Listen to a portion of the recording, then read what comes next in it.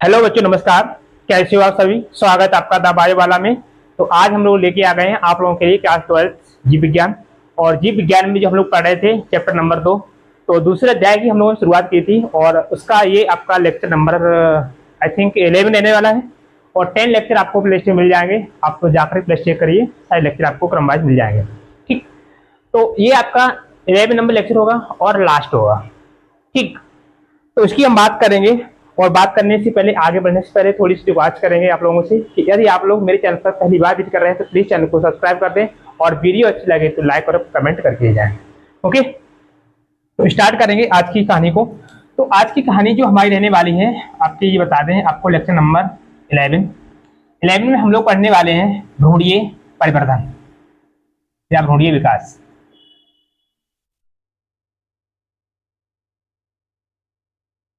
ठीक, भ्रूणीय विकास जिसे बोलते हैं एम्ब्रियोनिक डेवलपमेंट। एम्ब्रियोनिक डेवलपमेंट की बात करते हैं यदि हम मानव के अंदर, क्योंकि हमारा जो चैप्टर है वो है मानव जन्म। तो मानव जन्म बात करते हैं तो किस प्रकार से, जो हमने अभी लास्ट जो पढ़ा था आपने 11 नंबर में, तो 10 नंबर वीडियो में, तो 10 नंबर में मैंने आपको बताया था वहां पर जब आपका जो एक संरचना थी ब्लास्टोसिस्ट, वो आकर के गर्भाशय में आकर के चिपकती है, जिसे हम अंतरोपण बोलते हैं। और फिर उसमें से क्या बनता है? प्लेसेंटा बनता है। और प्लेसेंटा के बाद में आपके बाकी ऑर्गन बनते हैं। तो इसमें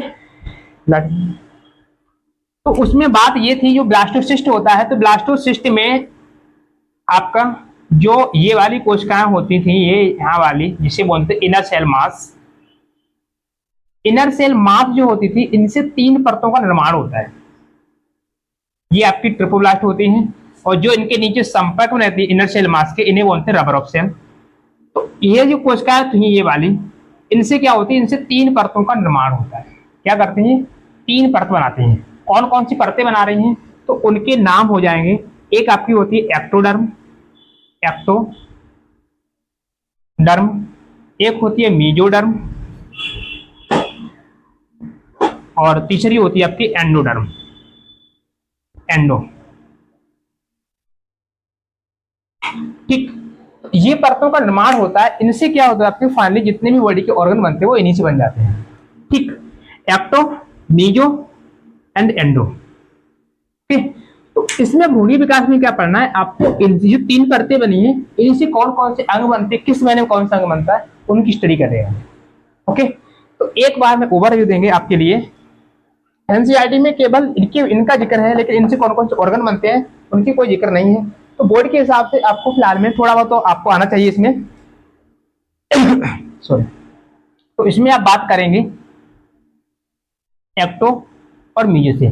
एक्टोडर्म जो होते हैं, जो आपका बाह्य कंकाल दिख रहा है, ठीक है, जो ऊपर से दिख रहा है ना, एक्टो बाहर, तो इसमें जैसे आपका क्या हो जाएगा? नाखून हो जाएंगे, बाल हो जाएंगे, ये संरचना है। ठीक, नाखून हो गए, बाल हो गए, और इसके बाद में आपका क्या होता है? नाखून हो गए, बाल हो गए, इसके बाद में आपकी आंखें हो जाती हैं, आंख,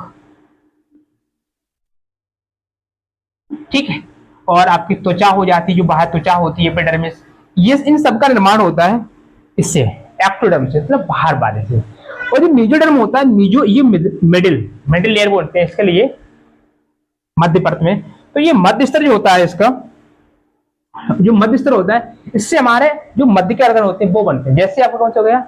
हमारे अंतः कंकाल है। अंतः कंकाल किसका आती है? हड्डी आती है, अस्थि, ठीक है, अस्थि, ठीक, रक्त हो गया, इनका निर्माण होता है। इसके बाद में आपको क्या होता है? हृदय, और आपके जो वृक्क होते हैं, वृक्क, इनका निर्माण होता है। एंडोडर्म की बात करते हैं तो आपकी जो बिल्कुल अंदर के ऑर्गन होते हैं, जैसे आपकी जो पाचक ग्रंथियां हो गई, पाचक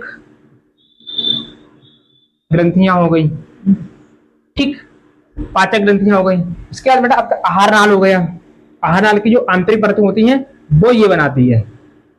ठीक, तो ये मैं कुछ ओवरव्यू मैंने दिया है आपके लिए। जो 3 परतें बनती हैं, एक्टो, मीजो और endo, ecto, meso and endo, ठीक, इनसे कौन कौन से ऑर्गन आकर जाकर के बनते हैं? वो बनते किससे? ये तीनों जो आपकी इनर सेल मास था या अंतरकोशिकीय समूह था, ठीक है, उनसे बनती है।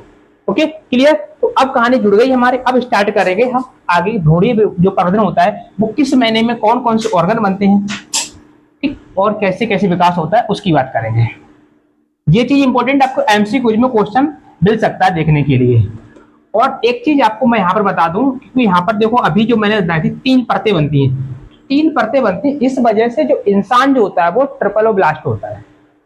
ठीक है, जब आप 11th क्लास में आपने पढ़ा होगा ना, दूसरा चैप्टर जब पढ़ते हैं हम लोग, तो उसमें कुछ कैटेगरी जब बांटते हैं तो उसमें ट्रिपलोब्लास्ट डायब्लास्ट जो होते हैं, एक परत बनती है, दूसरे 2 बनती हैं, किसी में 3 बनती हैं। ठीक, तो जिनमें 2 बनती हैं उन्हें डिप्लोब्लास्ट बोलते हैं, जिनमें 3 बनती हैं उन्हें ट्रिपलोब्लास्ट बोलते हैं। ठीक, तो इंसान यानी हम लोग कैसे हो जाएंगे, हम ट्रिपलोब्लास्ट हो जाते हैं, क्योंकि हमारे जो जर्म लेयर होती है, जर्म लेयर वो 3 बनती है, 3 परत निर्माण होता है, एक्टो, मीजो और एंडो। क्लियर। तो इसमें हम सबसे पहले बात करते हैं आपके भ्रूणीय विकास में, एम्ब्रियो डेवलपमेंट में, तो क्या होता है फर्स्ट मंथ, क्या होता है फर्स्ट मंथ। अब देखो क्या होगा, जो आपका जो भ्रूण था वो इम्प्लांट हो गया है गर्भाशय में, 1 महीना कंप्लीट हो जाता है, तो 1 महीने में सबसे पहले बॉडी का कौन सा अंग बनता है उसका, तो पहले महीने में क्या होता है, हृदय का निर्माण होता है। फर्स्ट मंथ क्या बनता है, हृदय बनता है, हृदय का निर्माण होता है, हृदय का निर्माण होता है, हृदय का निर्माण।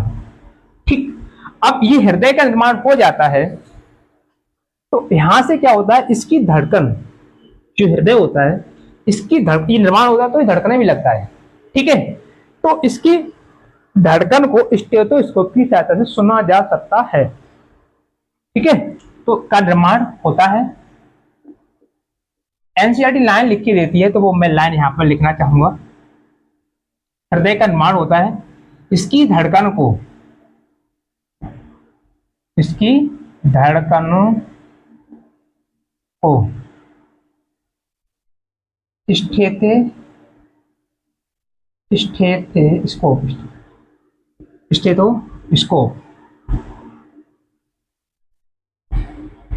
की सहायता से सुना जा सकता है।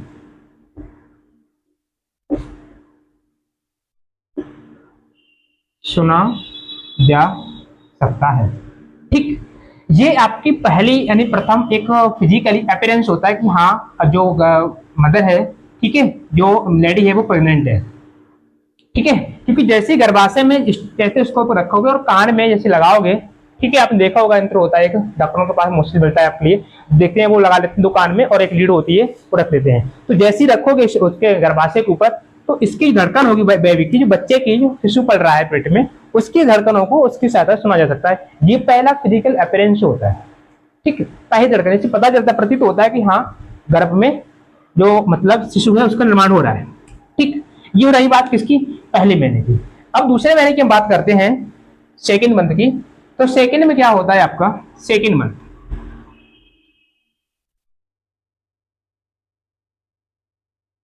सेकेंड मंथ में होता है क्या, सेकेंड मंथ में होता है आपका जो पाद होते हैं, पाद में जानते हैं, जैसे आपके हाथ और पैर, इन्हें पाद बोलते हैं, अग्र पैर पश्चपाद बोलते हैं ना। तो एक वर्ड लिख के देते हैं, एनसीईआरटी में लिखा हुआ है पाद, और पाद बोले तो हाथ पैर। ठीक, हाथ पैर पाद, हाथ पैर व अंगुलियां, अब ये बन गई तो अंगुलियां बन जाएंगी। ठीक है, अंगुलियों का निर्माण होता है। ठीक है, ये बात हो गई हमारी किस महीने की, तो ये हम बात करते हैं दूसरे महीने की, सेकंड मंथ की। ओके, सेकंड मंथ में क्या होता है, आपके पाद बन जाते हैं और होता है आपकी जो पाद में जो उंगलियां होती हैं उनका निर्माण हो जाता है। ठीक, आगे जो चलते हैं आपके थर्ड मंथ आता है। थर्ड महीने में क्या होता है, जो बॉडी का हर एक जो अंग होता है, जैसे आपके हाथ पैर लीवर किडनी फेफड़े, ये सब बन जाते हैं, लेकिन जो साइज होता है वो छोटा होता है, डब्बे बड़े होते हैं, बन सब जाते हैं। ठीक है, तो क्या होता है आपका थर्ड मंथ में,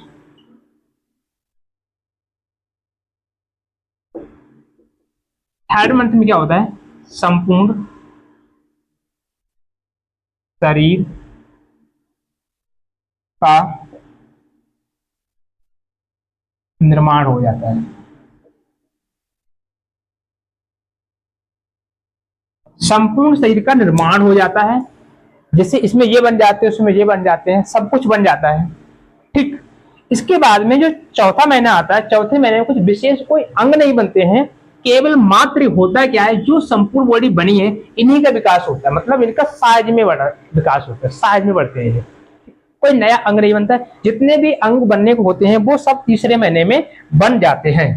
ठीक है, क्या हो जाता है, तीसरे महीने में बन जाते हैं। तो ये चीज क्लियर हो गई आपके लिए, पहले महीने, दूसरे महीना और तीसरे महीना। ठीक, इसके बाद हम बात करते हैं आपके चौथे महीने में। चौथे महीने में क्या मैंने बताया आपके लिए, कोई नया अंग नहीं बनता है, केवल जो ये बन गए हैं इन्हीं का विकास होता है, ये थोड़े से डेवलप होते हैं। इसके बाद में आगे आता है आपका कौन सा, चौथा हटा देंगे, पांचवें महीने की बात करेंगे। ठीक है, फिफ्थ में। फोर्थ में क्या होता है, फोर्थ में केवल क्या होता है, जो अंग बन गए हैं, जो बने तीसरे महीने, इन्हीं का विकास होता है। ठीक, कुछ नया नहीं बनता है। तो यहां पर आप लिखेंगे फिफ्थ मंथ, पांचवा महीना। तो फिफ्थ मंथ में क्या होता है, यहां से देखेंगे, फिफ्थ मंथ में जो आपके शरीर जो है, जो बना है इस पर क्या होते हैं, आपके जो सिर होता है इस पर बाल आ जाते हैं। ठीक है, क्या हो जाते हैं, बाल आ जाते हैं। ठीक है, तो यहां पर मैं लिखूंगा क्या, सिर पर बाल आ जाते हैं, सिर पर बाल आ जाते हैं। इंपॉर्टेंट एक लाइन पांचवें महीने की क्या है, उसकी हम बात करते हैं कि पहली गति देखी जाती है शिशु की मां के गर्भ के अंदर, किस महीने में, पांचवें महीने में। ठीक है, तो क्या लिखेंगे, प्रथम गतिशीलता या प्रथम गति। प्रथम गति, कहते हैं ना बच्चा मां के पेट में लात मार रहा है, पैर मार रहा है, वो पैर चला रहा है। ठीक है, तो प्रथम गतिशीलता किस महीने देखी जाती है, पांचवें महीने। तो प्रथम गतिशीलता, प्रथम मूवमेंट होता है, फर्स्ट मूवमेंट। ठीक है, प्रथम गतिशीलता देखिए, सॉरी। ठीक है, इसके बाद में आगे बात करते हैं आपके किस महीने की, तो आगे अब बात करेंगे छठे महीने, सिक्स्थ मंथ।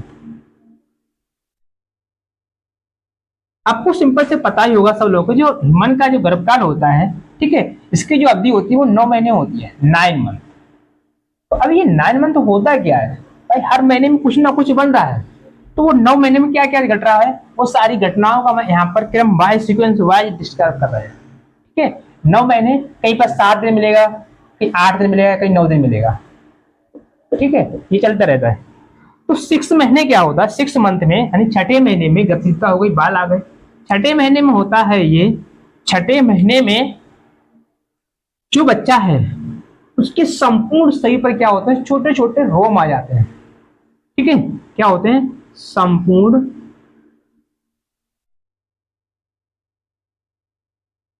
शरीर पर रोम आ जाते हैं।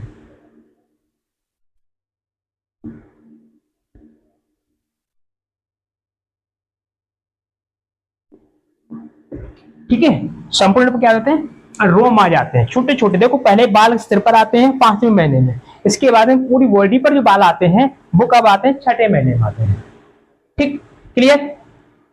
इसके बाद में और क्या होता है, छठे महीने में जो आपकी पलकें होती हैं, क्योंकि स्टार्टिंग में बच्चा बन रहा होता है तो ये पलकें होती हैं, ये बंद होती हैं, ऐसे करके बंद रहती है, कहते हैं आंखें नहीं खुलती हैं, आंखें नहीं खुली होती हैं। जैसे होता भी है, आपने देखो जो कुत्ता या जो बिल्ली के बच्चे होते हैं उनकी आंखें बाद में खुलती हैं, होता है ना। लेकिन इंसान में क्या होता है, जब बच्चा पैदा होता है तो उस टाइम पर आंखें खुली होती हैं। ठीक, तो स्टार्टिंग में यहाँ पर ये चला है, इस टाइम पर यहाँ 5वें महीने में क्या होता है, 5वें महीने उस टाइम पर हमारी भी आंखें बंद थी, आपके भी आंखें बंद थी। ठीक है, लेकिन छठे महीने में क्या होता है, पलके बन जाती हैं, ऊपर की जो बरौनिया, जब भवें बोले जाते हैं, हम लोग भवें बोलते हैं हमारे यहाँ, आपके यहाँ क्या बोलते हैं, जो भी बोलते हैं कमेंट बता दीजिए। ये जिन्हें बरौनिया बोलते हैं, आंसर डिग्री बरौनिया। ठीक है, ऊपर वाली ये, इनका विकास होता है, ये आ जाती है।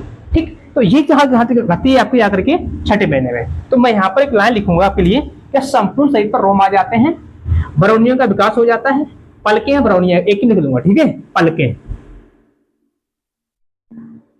हुआ, बरौनिया, बरौनिया बन जाती हैं।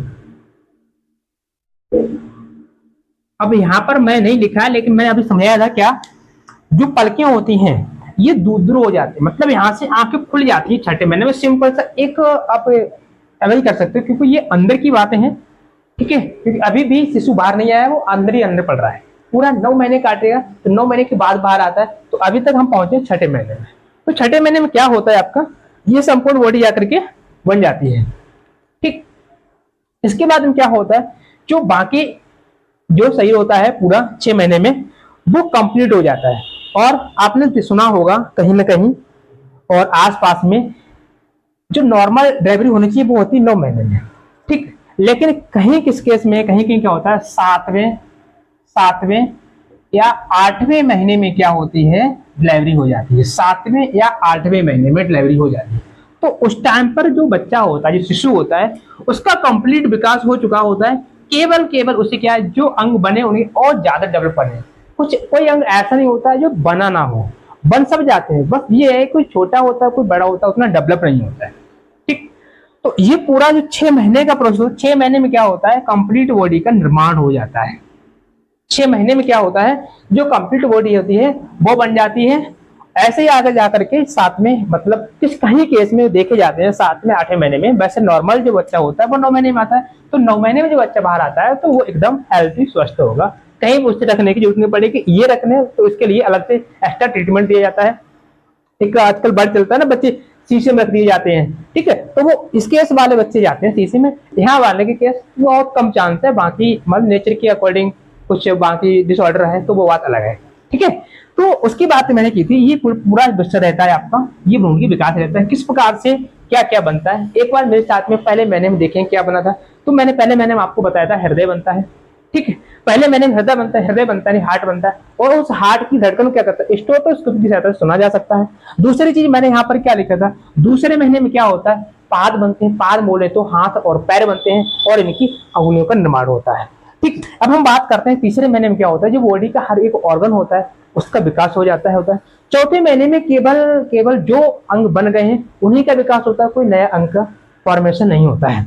इसके बाद 5वें महीने की बात करते हैं, क्या तो सिर पर बाल आ जाते हैं और प्रथम गतिशीलता देखी जाती है। जो बच्चा होता है वो माँ के पेट में, मतलब जो हाथ पैर होते हैं वो चलाता है, ठीक। हाथ पैर बन कब गए थे, तो बन जाते हैं कुछ महीने में दूसरे महीने में, और चलते हैं कहाँ जाकर के, तो 5वें महीने में चल पाते हैं, ठीक। छठे महीने में क्या होता है, जो शरीर होता है उस पर बाल आ जाते हैं, पूरे रोम आ जाते हैं, और इसके बाद में क्या होते हैं, जो बरौनियां होती हैं, जो पलकें होती हैं, इनका निर्माण हो जाता है, ओके। तो इस प्रकार से क्या होता है, पूरा जो एम्ब्रियन डेवलपमेंट है आपके क्लास 12 में आराम से अच्छे से आप अपने अकॉर्डिंग लिख सकते हो, बुक पढ़ के लिख सकते हो, और जो मैंने यहाँ से ये लिखा है इससे भी आप अपने नोट्स को रेडी कर सकते हो, ठीक। आगे बढ़ते हैं, इसकी अगला प्रोसेस आता है। अब बच्चा रेडी हो गया है, तो अब आगे जो प्रोसेस आता है, आगे जो हेडिंग इंसर्ट लिख के देती है वो लिख के देती है प्रसव। तो प्रसव को मैं लिखूंगा बाद में, जस्ट इसको हटाने के बाद।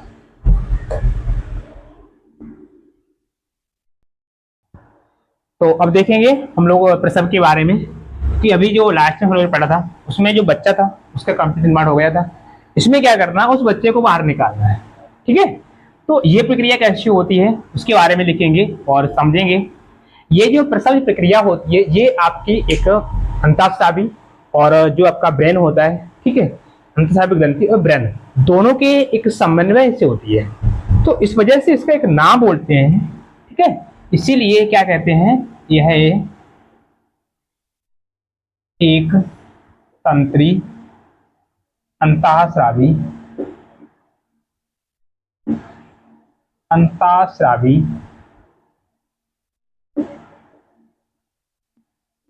क्रिया है, या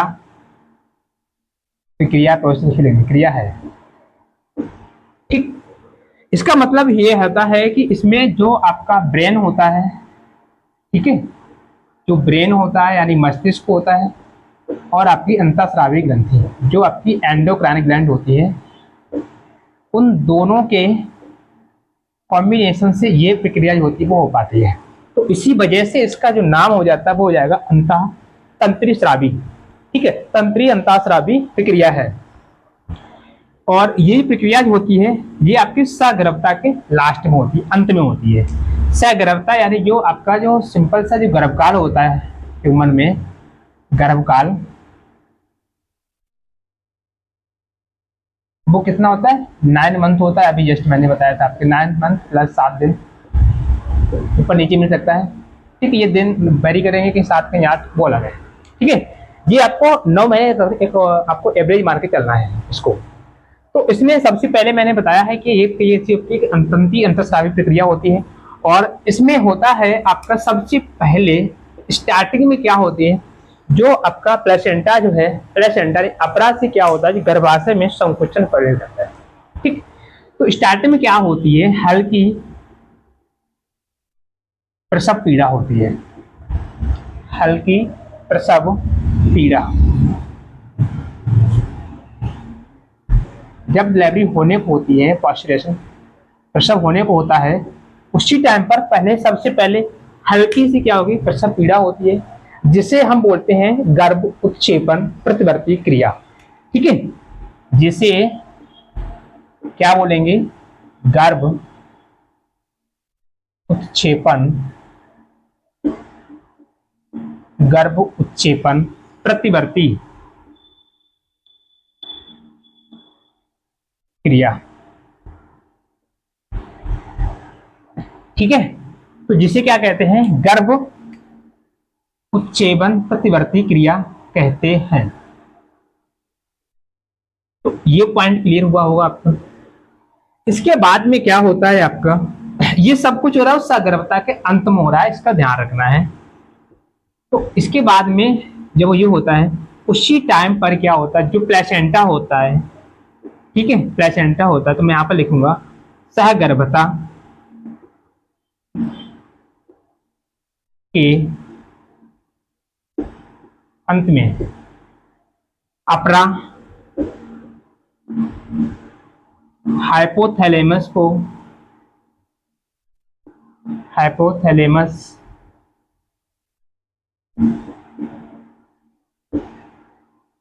हाइपोथैलेमस को उद्दीपित करता है।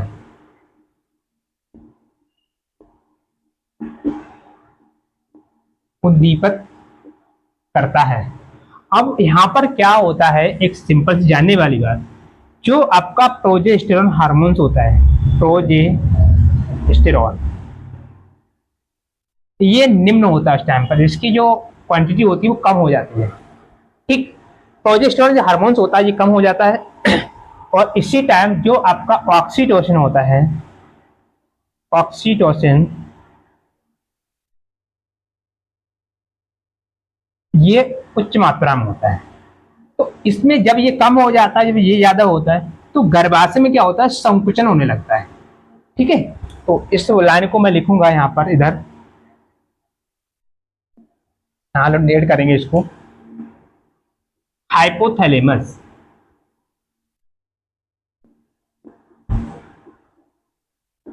हाइपोथैलेमस पीयूष ग्रंथि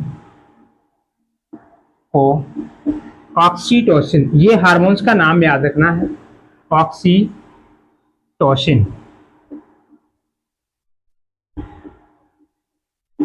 हार्मोन के लिए, हार्मोन के श्रावण के लिए, श्रावण के लिए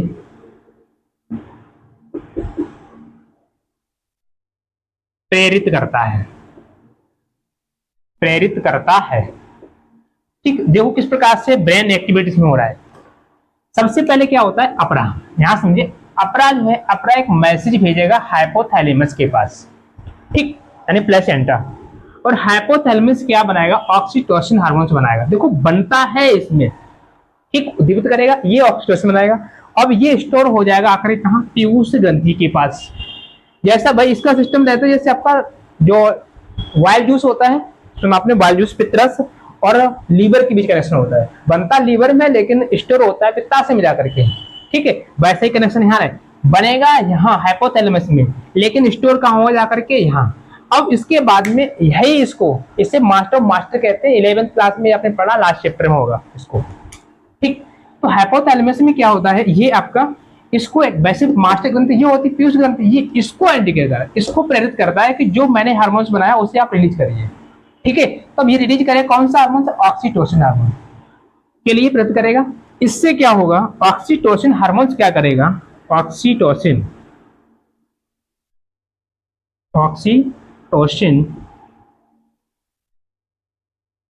के कारण गर्भाशय में संकुचन होता है,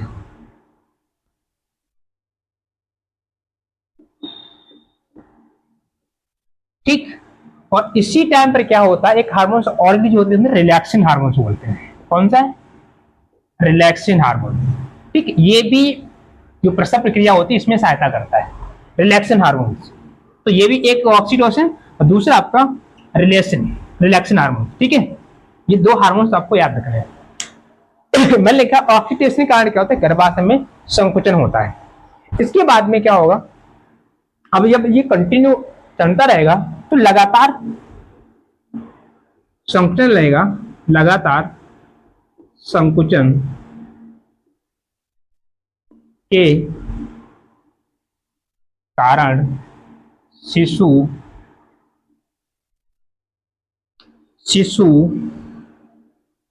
योनि से होते हुए गर्भाशय से बाहर आ जाता है। शिशु क्या होता है आपका, इस टाइम पर गर्भाशय से बाहर आ जाता है, ठीक है, बाहर आ जाता है।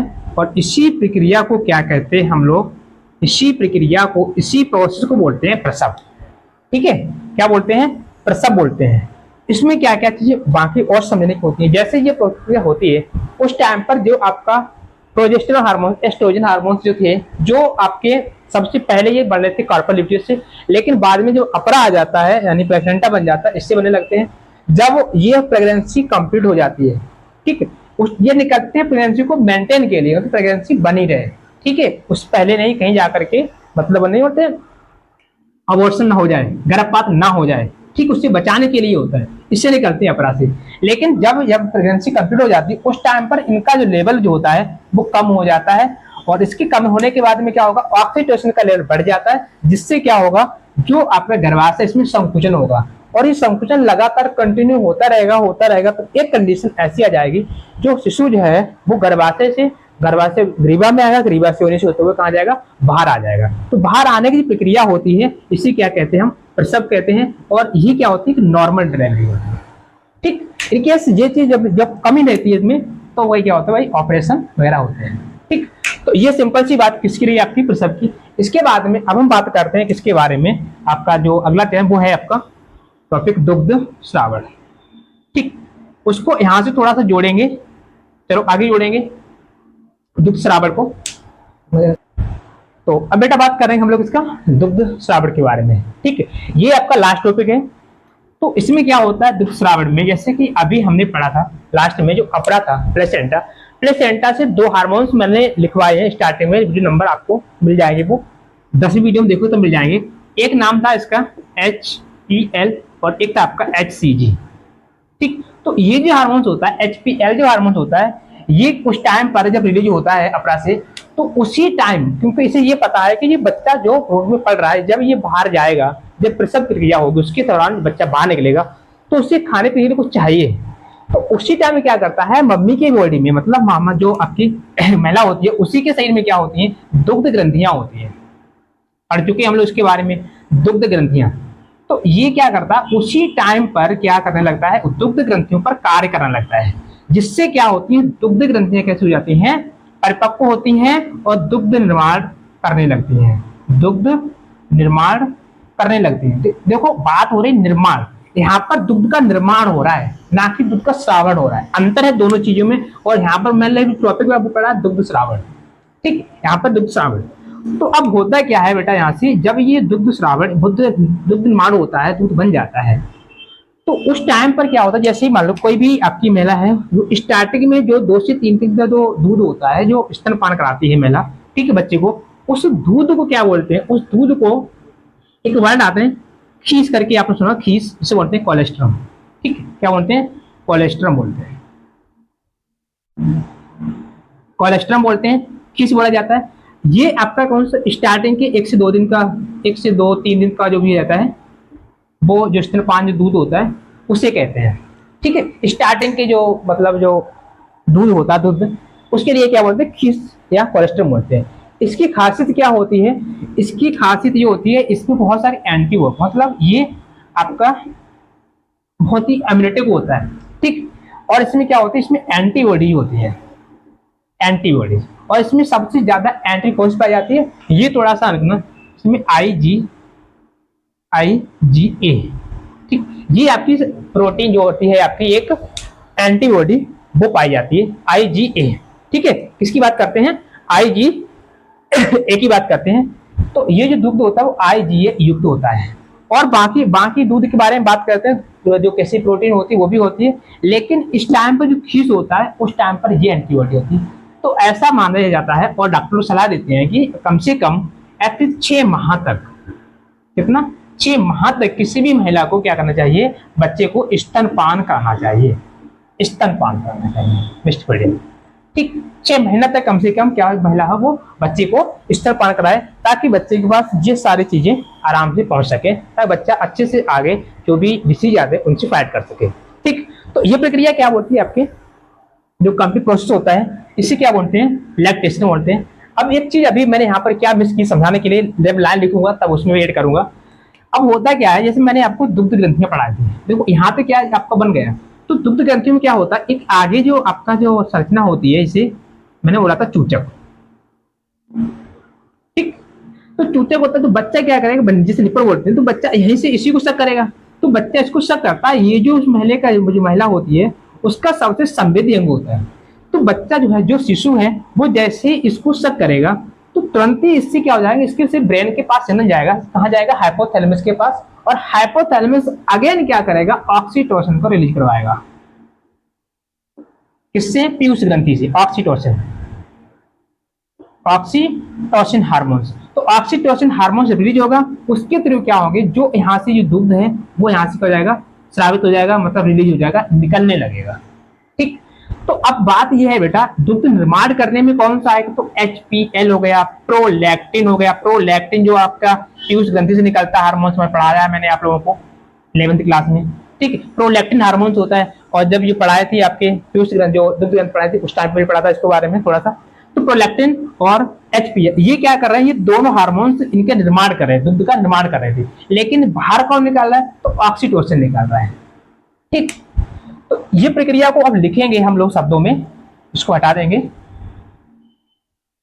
दूसरी चीज समझने वाली यह बात है कि आजकल होता क्या है, स्टार्टिंग में क्या होता है, जो महिला है जो बच्चे को दूध नहीं पिलाना चाह रहे हैं, तो उसके लिए क्या होता है ना, उसके लिए एस्ट्रोजन की कुछ टैबलेट वगैरह आती है, वो डॉक्टर लोग वो यूज करते हैं। ठीक है, वो हार्मोन्स की होती है, या कोई एस्ट्रोजन हार्मोन्स होता है उसकी।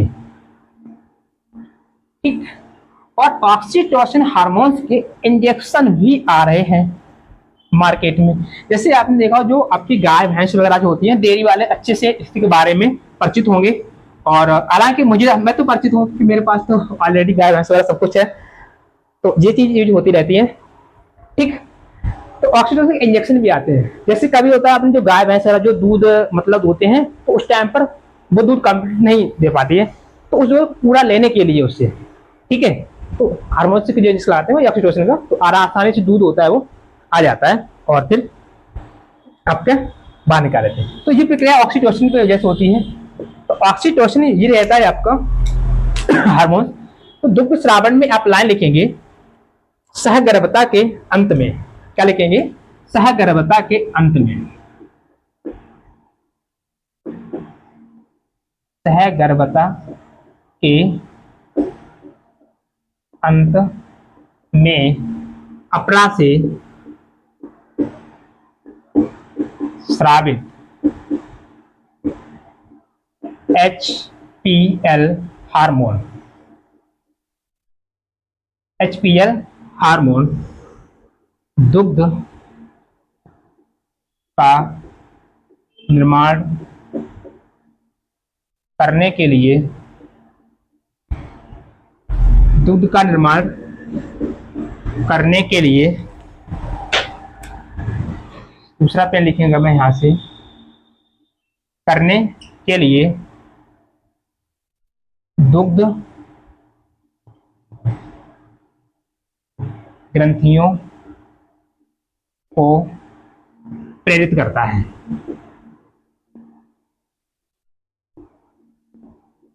ठीक, ये पॉइंट रहा। अगला पॉइंट नोट करेंगे आज, देखो सगर्भता के अंत में जैसे प्रेगनेंसी खत्म होती है, खत्म होने वाली होती है, उससे पहले ये जो है रेडी हो जाता है, और जब तक ये कंप्लीट होता है तब तक दुग्ध होता है वो बना देता है, दुग्ध ग्रंथि दुग्ध बन जाता है। तो ये मैंने आपको यहाँ पर लिख दिया। इसके बाद में क्या होता है, आपको प्रेरित करता है, आगे में देखेंगे प्रारंभिक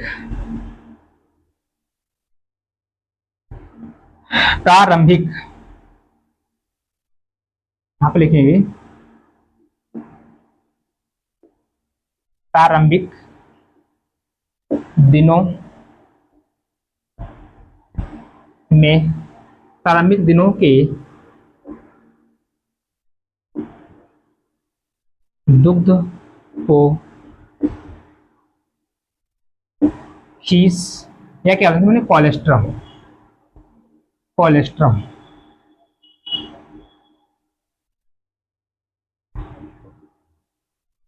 कोलेस्ट्रम कहते हैं। ठीक है, क्या बोलते हैं, किस बोलते हैं, कोलेस्ट्रम बोलते हैं, जो IgA एंटीबॉडी युक्त होता है। ठीक है, तो ये लिख लेंगे, आपका प्रारंभिक दिनों के दुग्ध होता है उसे खीसा कोलेस्ट्रम कहते हैं, जिसमें क्या होता है आपका IgA एंटीबॉडी प्रेजेंट होते हैं। ठीक, IgA क्या होते हैं, एंटीबॉडी प्रेजेंट होते हैं। ठीक, ये क्या करता है, शिशु में जो आपके यह दुग्ध को जाए, इससे क्या होता है, इससे शिशु की आहार पूर्ति होती है। ये आ क्यों रहा है, शिशु के लिए आ रहा है, आहार पूर्ति होती है, पूर्ति होती है। ठीक, इसके बाद में इंपोर्टेंट पॉइंट क्या, ये यहां से तो बनता है, और ये मैंने इसके गुण बता दिए दुग्ध के क्यों क्यों आता है। तो प्रारंभिक दिनों में क्या होता है, पॉजिटिव होता है, एंटीबॉडी होती है ताकि बच्चा स्वस्थ रह सके, अच्छे से इम्यूनिटी उसकी डेवलप हो सके। ठीक है, और इसमें क्या होता है, जो आपकी जो ग्लूकोज वगैरह है उसकी आपूर्ति हो सके। इसके बाद में आगे बात करते हैं आपके नेक्स्ट पॉइंट की। तो नेक्स्ट पॉइंट आपका आता है, इसमें क्या होता है, जब शिशु दुग्धपान करता है, ठीक है, क्या करते हैं, शिशु जब दुग्धपान करता है, स्तनपान करता है, स्तनपान करते समय मां के चूचक को शक करता है। ठीक है, चूसता है,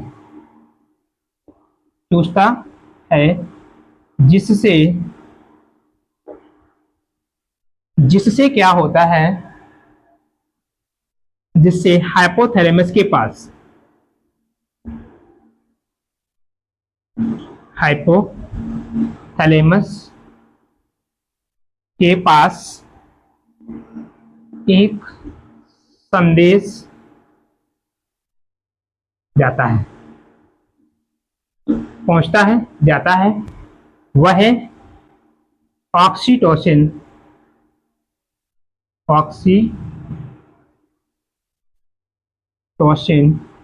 पीयूष ग्रंथि से स्राव करवाता है। ठीक है, ये लाइन थोड़ी सी मिस लग रही है, अच्छा नहीं लग रहा है इसमें, तो वैसे बाद में लिखूंगा, यहां से लिखूंगा, पहले वह पीयूष ग्रंथि से क्या करेगा, पीयूष ग्रंथि से पीयूष ग्रंथि से ऑक्सीटोसिन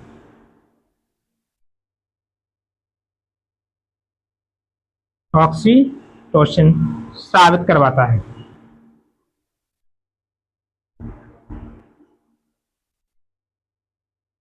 स्रावित करवाता है, ठीक। और ऑक्सीटोसिन क्या करेगा, दुग्ध को स्राव करने में, मतलब दुग्ध को बाहर निकालने में मदद करता है, ठीक है। तो यहाँ पर अगला पॉइंट बना देंगे, ऑक्सीटोसिन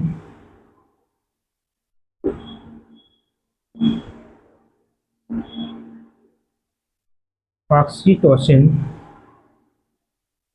दुग्ध स्रावण के लिए प्रेरित करता है। जो दुग्ध ग्रंथियां हैं उनसे दूध बाहर निकलने लगेगा, प्रेरित करता है। और फाइनली जो क्या होता है, जो दुग्ध होता है वो बाहर आ जाता है और जो बच्चा होता है वो आसानी से उसे पी लेता है, ठीक है। तो ये सिंपल सी बात किसकी हो गई भाई, दुग्ध स्रावण यानी लैक्टेशन की। तो अभी तक बेटा हम लोगों ने अभी चैप्टर नंबर 1 और चैप्टर नंबर 2, आज आपका ये चैप्टर जो सेकंड था उसका जो है द एंड हो गया है।